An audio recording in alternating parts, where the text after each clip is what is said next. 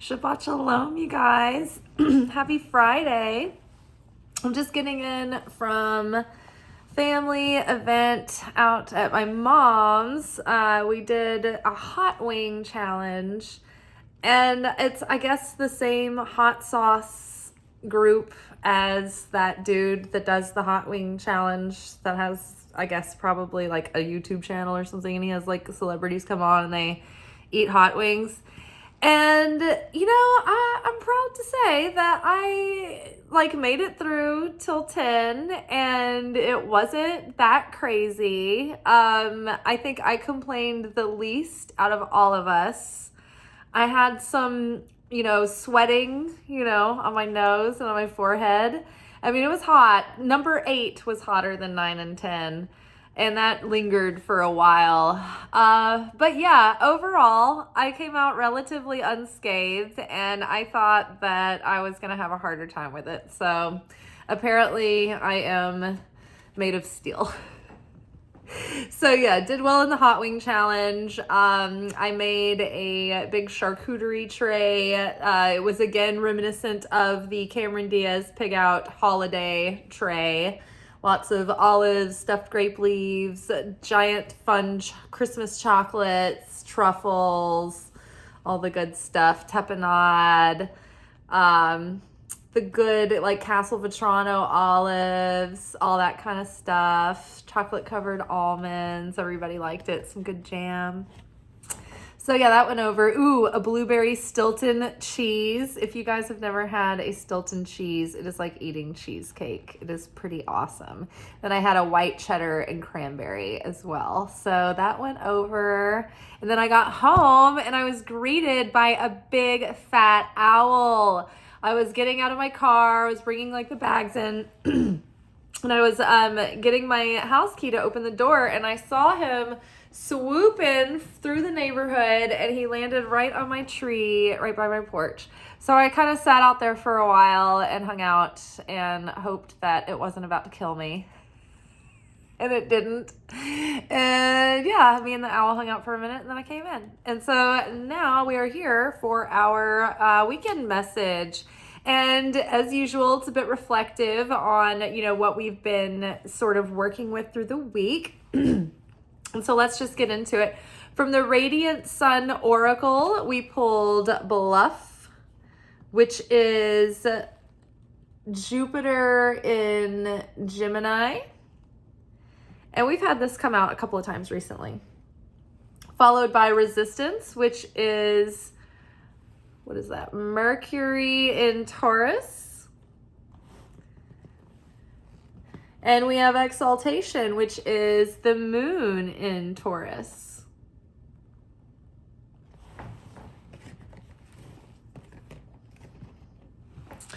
All right, and then to clarify underneath Bluff, we've got 7 of Swords reversed. Underneath Resistance, we've got 9 of Cups reversed. Underneath Exaltation, we've got Ace of Cups. And then to round it all off, we've got Ace of Pentacles. Yay!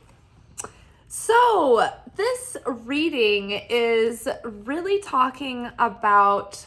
it's continuing on in our discussion, particularly this week, about how we've realized that as we embrace the process, we let the shells of our negativity die. We let go of, past regrets and grudges, and we're letting bygones be bygones, and we're letting go of the old stories and narratives from the past, and we're finally just shedding it all.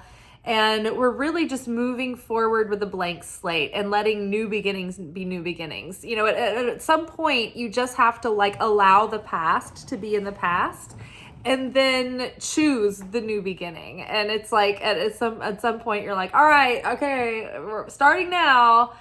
We're going forward, and we're not being encumbered by our emotional baggage from the past and all that. We're not dragging it with us anymore. Let's start fresh, right? So that's kind of where we're at now. And basically, we're kind of in this limbo period where we're in between the old and the endings, and then we're kind of we're feeling the beginnings coming, but we're not quite in it yet, or it doesn't feel like we're there yet. And so, it's a moment where this is like a sleight of hand. This is a professional conjurer. This card talks about beginning before you're ready. It's about faking it until you making it. Faking it until you make it, like in a playful way. Like, there's a specific example that the book brings up about this card. It's like every brain surgeon has to do their first surgery, and they have to perform that surgery as if they're a confident professional, even though they're not. And so there may be something in this new start where, there's this venture or this goal that we are, we're beginning to live in the embodiment of this, but we don't feel that we're there yet, and we don't think we're ready, and we don't think we're as equipped as we'd like to be, and everything's not happening exactly like we want or on our timeline, but appearances are deceiving. It's not as bad as it seems. So the Seven of Swords reversed says that things aren't as bad as they appear. It's not as bad as you think. Someone may have a point or a good idea.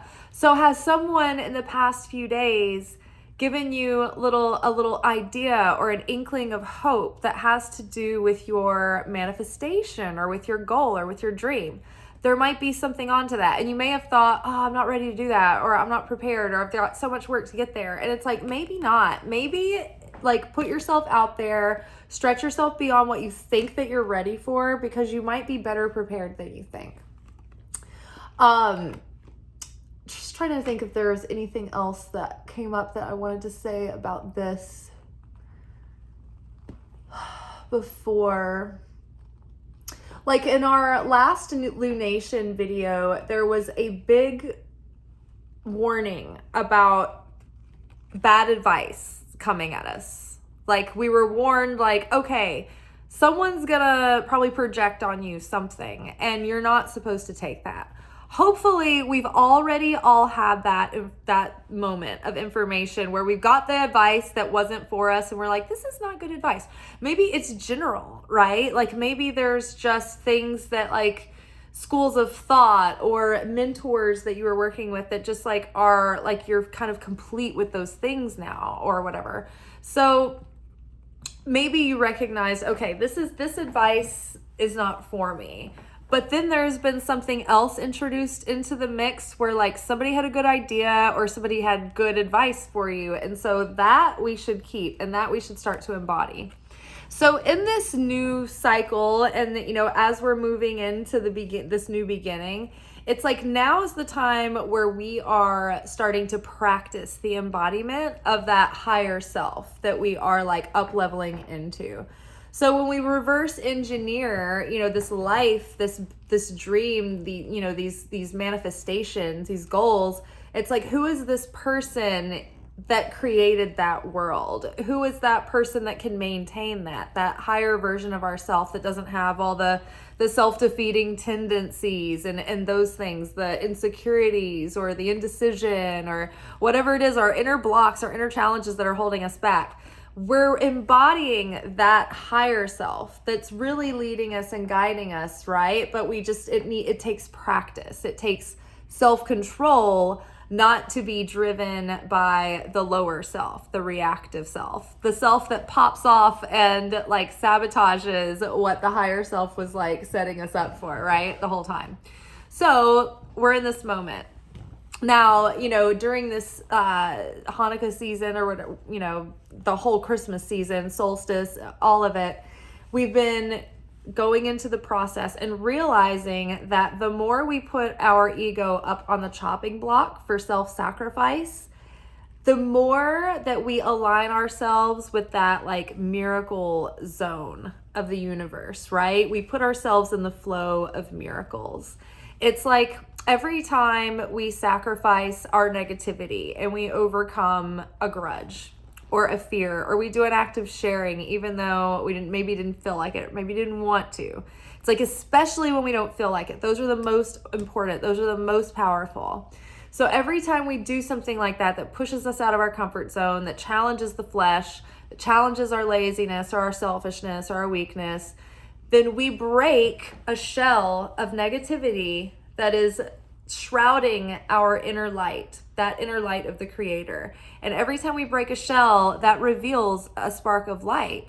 And that veil that separates us from that direct, connection with Source is just a little bit thinner. And so our ability to receive support and guidance and nurturing and fulfillment is increased. So resistance paired with 9 of Cups reversed. We've got to get over our own hard-headedness to this change in order to get what we want. Don't let your own false pride or stubbornness or inability to just move on or make change or break habits, don't let this hold you back. Because as we've been working on in the last couple of weeks, in the last couple of last several videos, we've been talking about, and if I get a chance over the weekend, I will just make an isolated video of that workshop of questions because it was that helpful. But if you have not heard me describe this exercise yet, please pause this video, grab a piece of paper and a pen, play along now. It will be the most effective if you do, and it will only take a couple of minutes, maybe not even that. Pause. Okay, you're back with your piece of paper and your pencil or pen. You can't do this digitally, so pause again and go get your piece of paper, like I told you. Okay, now draw a line down the middle. On the left side of the paper, write 3 of the dreams that you want to see come true. Your 3 most precious goals that seem to preoccupy your heart and mind and soul and strength all the time. Those things you're immediately focused on. 3 things. Pause. Now, write down on the right, okay, so that was on the left side of the paper. On the right side of the paper, write down 3 of the things that you are most challenged with, within yourself. Is it your temper? Are you lazy? What are the things about you, your hang-ups that you know that you need to work on, that you're trying to overcome, that hold you back? Those 3 things. Okay, now when you look at the 3 things on each side, the number one problem in your personality that you need to tweak and work on and grow, that block is the thing that's blocking that manifestation in the number 1 slot. In the number 2 slot, your intuition knew how to order these. And it may not seem related and it may make sense or it may not. But when you start thinking about it, you'll be like, oh, okay, these are related. So the number 2 thing coincides with number 2. And number 3, the thing that in your personality that you need to work on is blocking that goal. Now those things, those challenges in our personality, on this channel, we use the term tikkun. This is the Hebrew term that describes something similar to karma. The tikkun is the aspects of your soul that are sort of out of balance, that you've come into this life, and these are your prominent assignments to correct and work on for this life. This could be, a variety of simple keywords, or slightly more complex involved things. But for me, my 3 things were resentment, jealousy, and hostility. I'm not going to go into detail about what those are, what the jealousy is directed at specifically, or the hostility or the resentment, but those things line up with the things that I want to come true. And they don't seem like they connect at first, but then when you look deeper, they do. So just to give you that as an example. Now every astrological sign, this is another thing how you can look at your tikkun. Your the astrological sign strengths right? This is part of the cocoon where you strengthen your strengths and you use these strengths to share those with the world. But also the weaknesses and the shadow side of each astrological sign, those coincide with your cocoon as well. So that's another way that you can kind of like if you're like, I don't know what I'm supposed to be saying or like looking for here, like that might give you kind of an example. So it's these parts of you that are keeping you in resistance and sort of self-sabotage from getting what you really want. The 9 of Cups here is like, it says, hey, you may not be getting what you want exactly the way you want it, at least not right now. Things aren't quite working out the way you want or the way you think that they should. And so right now you may be thinking like, is anything ever going to work out? Like, it doesn't look like it's working out the way that I thought it would. So does that mean that like nothing's going to work out? Do I keep going? And it's like, yes, you do keep going. Things are going to work out in your favor. There's the exaltation here. There's the Ace of Cups. There's this Ace of Pentacles. It's just that we have to get over the hump of like getting over these things in ourselves. And like once we do, it's like as we do it, every little time, every little action that we take to move ourselves in a positive direction of growth, it's like that tips the scale, that moves the needle, that pushes the ticker forward. And it will bring us even that much closer to these manifestations coming through. There is an issue of money. Both of these cards hint at needing to pay close attention to discipline and conscious management around money concerns. In the 9 of Cups, it's like you may feel like you don't have enough resources to make your dream come true at the moment. So like if you're like, oh, I want to get my business started and I want to leave my day job. It's like maybe you can't leave your day job yet. Maybe you need to be practical. Maybe you need to stay where you're at and maintain the side hustle life and keep both going. And for a while, you may not have a lot of work-life balance, but that's okay because it's just a phase. It's just a season. It's not forever. So again, there's 2 kind of sides to this coin right now. It's like realistically speaking, yes, maybe you don't have as much money and resources as you want right now. And maybe your dreams or your goal or the thing that you're working on hasn't provided enough fruitfulness quite yet, or like what you have expected it to. But it doesn't mean that it's not worth it doesn't mean that it doesn't have long-term value. It doesn't mean that it's not going to return your investment. It just means that it just doesn't look the way you want it to right now. Don't let that hold you back. Don't be overly perfectionistic and cause that to let you procrastinate or hold you back or think that you can't expand or like make that shrink your vision. You're more prepared than you think. As you jump, like the net will catch you. Like give yourself some credit to take a risk and trust yourself. Bet on yourself. Like give yourself enough confidence to risk making a mistake. Like no big deal. If you make a mistake, whatever. But like maybe you won't. Maybe you'll really pull it off, right? Maybe you have an opportunity to do something that you haven't done before, but it's in a bigger level. So right over this weekend during the Hanukkah self-sacrifice, all the stuff, the To Be Magnetic Manifestation Challenge. Remember when I told you guys that every time I did a DI before work, I would have some crazy like good night come through? Well, just the other night, I did a DI before work. It was the Authentic Self DI. And I went into work and the shift itself was fine, but I ran into a party planner that I had got to chatting with recently. And I was like, hey, if you ever need like a tarot reader at your events or whatever, like I'm looking into getting into corporate and like weddings and whatnot. And so she was like, yeah, that'd be awesome. Like we swapped information. Well, lo and behold, several weeks later, like the other night after my DI, I went into work. She was there and she came up behind me and she was like, hey, I'm going to hire you. And so now I'm booked next fall on 11/1 for a wedding, till death do us part themed. And it's like, it's a really big rate too. And it's like much bigger than the day rate that I've ever gotten for tarot reading, right? I think it's a bigger day rate than I ever got when I was head of department in film lighting.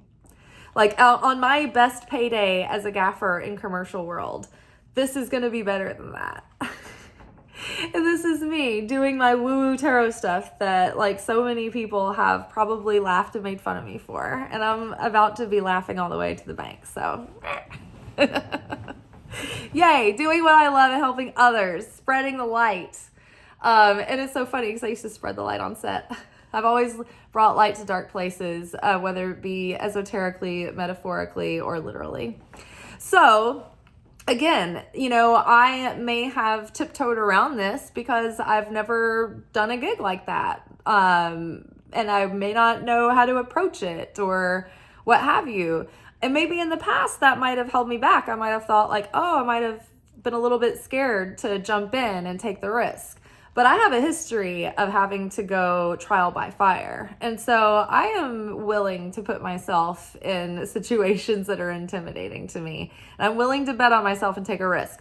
So this is that kind of situation right now. It's like you may have an opportunity present where you feel like it's a little bit out of your depth, but give yourself a chance and take a risk. Take a calculated risk. Don't be negligible, but give yourself a chance.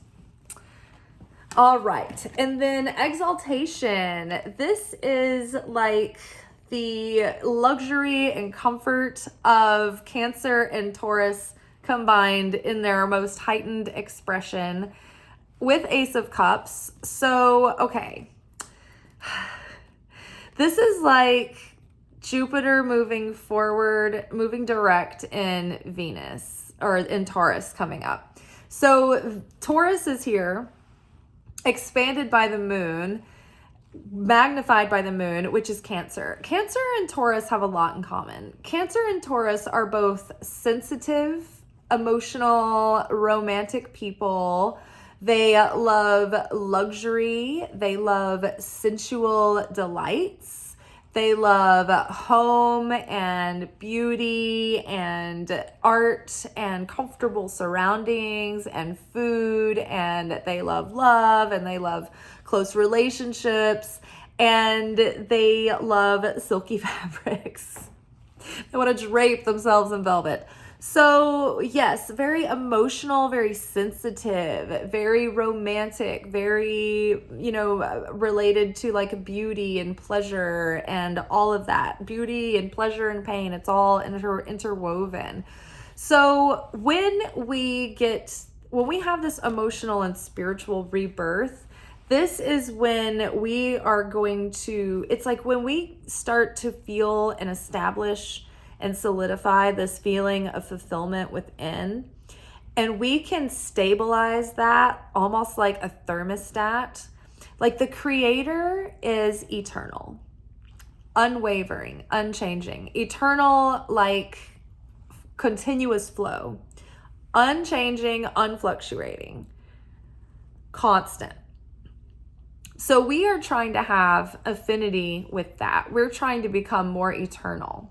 Because the more eternal, constant, unwavering we are, the more steady, the more stable, the more certain, that steady frequency is sending out such a more powerful, clear signal, right? Then up and down, up and down. I don't know what's going to happen. I'm in effect consciousness. The wind has blown. Oh my God, buy now before all supplies last. This whole life is just one trigger after another. It's like one contrived trauma response after another. It's insane.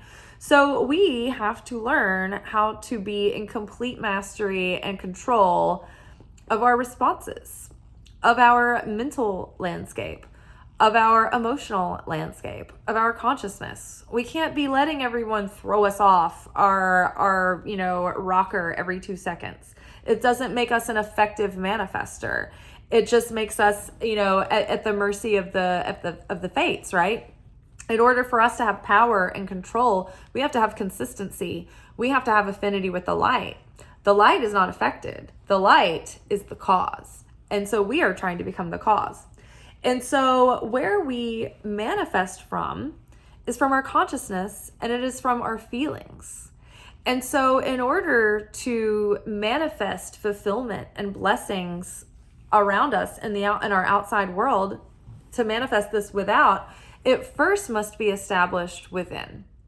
We have to be able to cultivate a feeling of fulfillment within that is somewhat consistently there before we're going to be able to really manifest it in our outer world. We might be able to achieve certain goals and wishes, but we can have those come to fruition and still not feel the manifestation of fulfillment. We might feel like foreboding joy, or like something's missing, or like we finally got everything we wanted and it's not giving us that extra oomph that we wanted. Like I know so many people recently who were like looking forward to a big trip, and they had invested money in it. And then when they went on the trip, like it just wasn't that great. Like they had like bad weather, or like it wasn't like what it seemed like it was supposed to be. And it's like, oh man, like that can really, that's a good example of, oh, we got the vacation. We thought it was going to bring us fulfillment, and we're very dissatisfied, and it's like, okay, yeah, that is a perfect example of, although we all agree that's sucky when that happens, but that's how life is, right? Isn't it? It's like you show up, you want to have a good life, and then the circumstances just are what they are, and you kind of have to roll with the punches, and you either decide, okay, my fulfillment is going with me everywhere I go, whether I'm here or there, or it's good when I get there or not. I'm just going to have to be satisfied and fulfilled and sustained through something greater than myself, something greater than these changing circumstances outside of me, because I can't rely on any of this. I can't rely on any people. Like, people change. People are flaky, right? You have to know what you build your security on is not other people. It's the creator. And so that, okay, it's not the job that pays me. It's the creator that pays me through the job. The job is the portal. It's not the people who love me. It's the creator who loves me through the people. I don't get love from people. I experience love through people. Like when you start thinking of it that way, like you're not going into life needing, because everything that you need is already there. It's already taken care of. Everything that's yours is waiting for you. Life is like the grocery store. Everything is there as soon as you need it. And the moment that you need it, you can go grab it from the shelf. It's there. Everything that's meant for you is in your spiritual bank account. It's already there, ready for you to claim it. We are just adjusting ourselves so that we can attune to match with that thing. So that is coming, and it is ready to burst forth. Our potential, our growth, our seeds that we've planted are pushing up against the bottom half of the soil, and they're coming through. And every time we get over our own bullshit about something, and every time, even if we're right, even if the other person is wrong, and we still just like, not in a doormat way, but like, I see you, but I'm going to take the high road. They go low, we go high. Recently I said they go high, I go dark. Every time we do that, our little sprout pushes against the soil and we're breaking ground. And everything is about to expand more than we expect. We have Ace of Pentacles coming to finish this off. This new beginning, new opportunities, new material abundance and fulfillment are at hand. But it's just right on the other side of this spiritual and emotional renewal.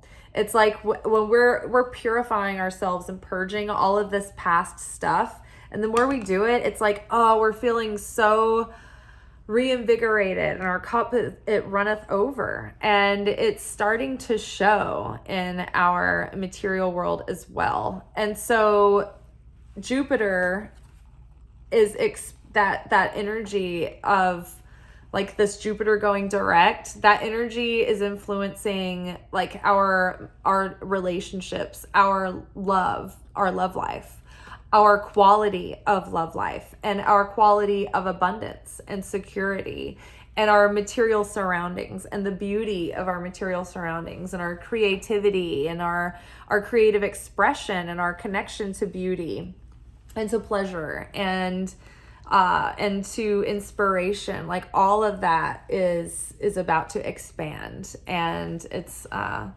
worth getting excited over, you guys. We're in that season of miracles, so this is sort of like that Christmas miracle coming through on the other side of so much heartfelt dedication and work we've been putting in. So, all right, y'all, I hope you are having a great Christmas week.